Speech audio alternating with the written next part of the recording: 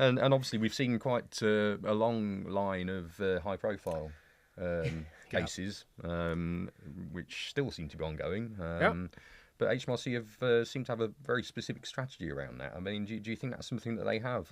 They've got a hit list of these kind of TV presenters, radio presenters, sports broadcasters. Yeah, well, as long as they don't go on to podcast presenters, we're all right, aren't we?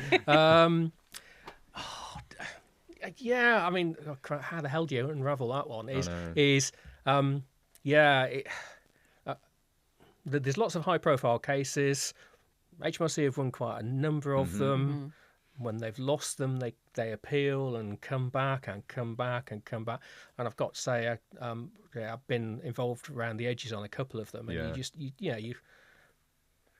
it's not a nice place to be. I think if you're some of those individuals. No.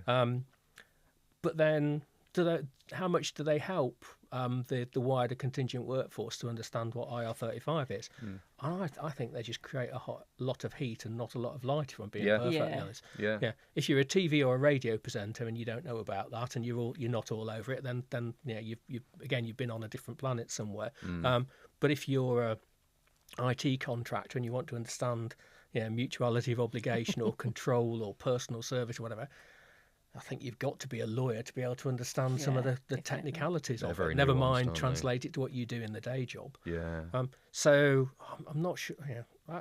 I get it, but I do wonder how many of these are a little bit vanity projects from HMRC's perspective. And it really does highlight the issues with the process. I mean, you look at the Kay Adams case, for example, the fact that went to 4 tribunals ultimately. Yeah. And when you were in a position where the costs for HMRC presumably far outweigh the tax at stake. You're thinking, why are you doing that? And obviously, Kay Adams had the resources to be able to put it through 4 tribunals. A typical contractor wouldn't.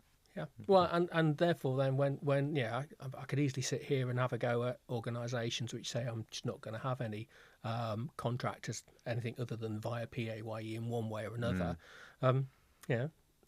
You don't need that many for it to be a big issue.